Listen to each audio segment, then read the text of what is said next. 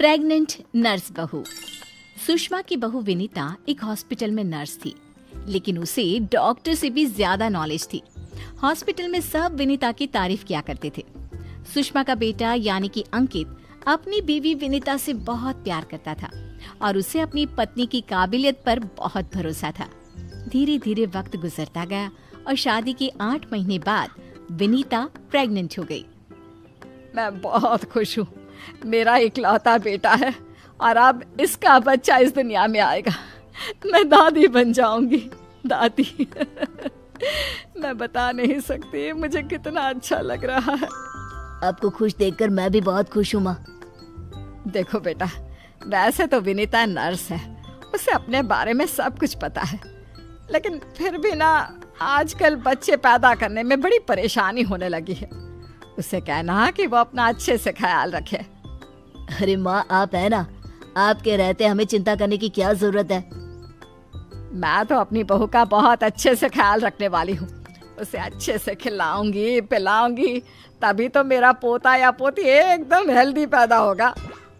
कुछ दिनों के बाद सुबह के वक्त, अरे विनीता बहू, ये तुम क्या कर रही हो? कुछ भी तो नहीं मम्मी, अपना हेल्थ चेकअप कर रही हूँ। और क्या? लेकिन ये ब्लड प्रेशर की मशीन और ये तुम्हारे हाथ में इंजेक्शन कैसा है? अरे मम्मी जी, मैं अपना ब्लड प्रेशर चेक करके देख रही थी। प्रेग्नेंट होना और ऐसी हालत में ब्लड प्रेशर चेक करना बहुत जरूरी होता है। लेकिन बेटा, इन सब कामों के लिए तुम्हें डॉक्टर के पास जाना चाहिए। अपना चेकअप खुद करने की क्या जरूरत है? और ये इंजेक्शन किस लिए लाई हो? मम्मी जी, इससे मैं अपना ब्लड सैंपल लूंगी और हॉस्पिटल में जाकर अपना ब्लड चेक करवा लूंगी। अरे ऐसा भी कोई करता है भला? अपने खुद के हाथ से खुद का ब्लड सैंपल भी कोई निकालता है क्या? मम्मी जी, ये मेरा रोज का काम है, इसमें क्या है? मैं जब खुद से ये सब कर सकती हूँ तो किसी और से क्यों करवाऊँ? अच्छा ठीक है, जैसा तुम्हें सही लगे।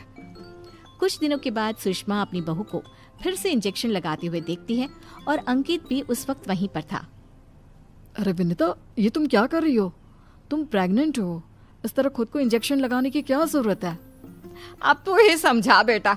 पिछली बार भी अपना ब्लड सैंपल खुद ही कलेक्ट कर रही थी, तब भी मैंने इसे समझाने की कोशिश की थी, लेकिन ये तो मेरी बात सुनती ही नहीं। अरे मम्मी जी, मैंने पहले भी कहा था ना, बड़े हॉस्पिटल में नर्स हूँ मैं, और क्या करना है क्या नहीं मुझे अच्छी तरह पता है। हाँ, लेकिन तुम खुद को इंजेक्शन क्यों लगा रही हो? अरे इंजेक्शन नहीं है, प्रेगनेंसी में कुछ वैक्सीन लगवाने होते हैं, बस वही लगा रही हूँ, और क्या। और फिर एक दिन रात को अचानक विनीता की तबीयत खराब हो जाती है। क्या हुआ विनीता? तुम ठीक तो हो? तुम तो खुद अपना इतना ख्याल रखती हो, तुम्हारी तबीयत कैसे बिगड़ गई? पता नहीं अंकित, ऐसा लग रहा है कि वीकनेस हो रही है, बहुत कमजोर सा महसूस कर रही हूँ पिछले कुछ दिनों से। तुमने तो अपना ब्लड सैंपल दिया था ना हॉस्पिटल में, उसकी रिपोर्ट आई या नहीं? कल सुबह ही आ जाएगी, तब सब कुछ पता चल जाएगा। अगले दिन सुबह के वक्त, विनीता, तुम्हारी ब्लड रिपोर्ट तो आ चुकी है। तुम्हारी बॉडी में तो आयरन की बहुत कमी है, देखो तो जरा। अरे हाँ, इसके हिसाब से तो मुझे ब्लड चढ़ाना चाहिए, वरना डिलीवरी के वक्त बच्चे को प्रॉब्लम हो सकती है। मैं एक काम करती हूँ, ब्लड चढ़वा लेती हूँ। ऐसा कैसे ब्लड चढ़वा लेती हूँ? पहले डॉक्टर से जाकर पता करो और हॉस्पिटल में जाकर ब्लड चढ़वाओ। ये सब काम बिना किसी डॉक्टर की सलाह के नहीं करने चाहिए। मम्मी जी, आप फिर से शुरू हो गई ना।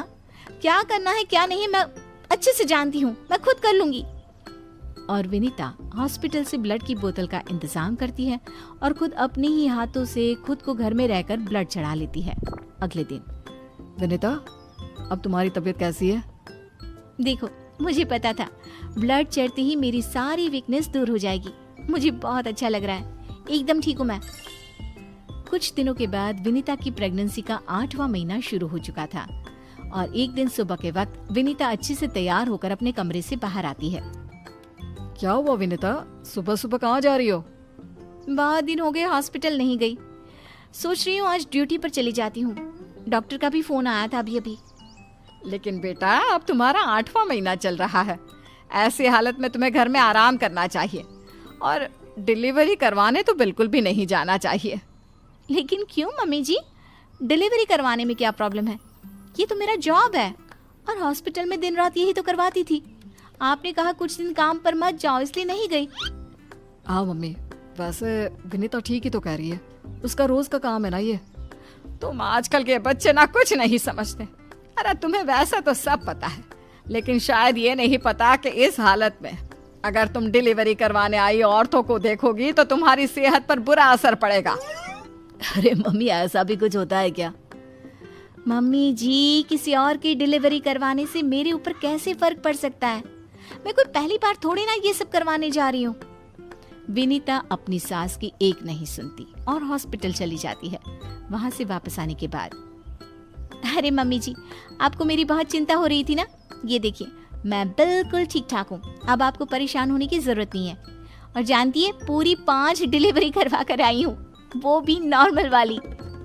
देखा मम्मी, मैंने कहा था ना विनीता को नहीं होगा कुछ भी। वो बिल्कुल ठीक है। चलो अच्छा है बहू, मैं भी तो यही चाहती हूँ कि तू एकदम ठीक रहे। और आजकल जिसे देखो उसके ऑपरेशन से बच्चे होते हैं, ये देख देख करना बहुत डर लगता है। चिंता मत कीजिए मम्मी जी, मुझे कुछ नहीं होगा।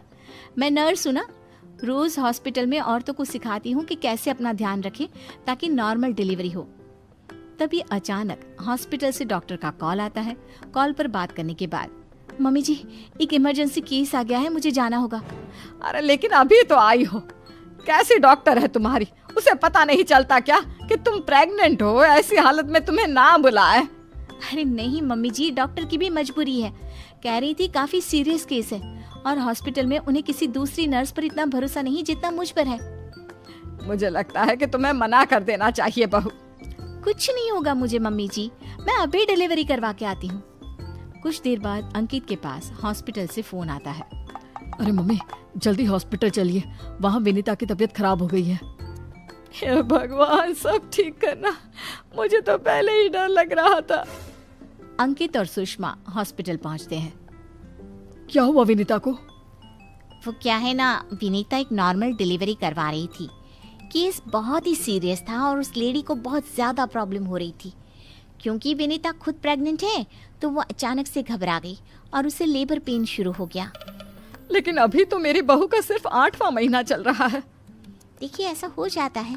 उस औरत को दर्द में देखकर घबराहट की वजह से विनीता को ये हुआ है। अरे डॉक्टर, लेकिन डरने की कोई बात तो नहीं है ना? नहीं नहीं, ऐसा कुछ नहीं, हमने उसे एडमिट कर लिया है। तभी सब देखते हैं कि विनीता अपने हाथ में एक छोटे से बच्चे को लिए बाहर आती है।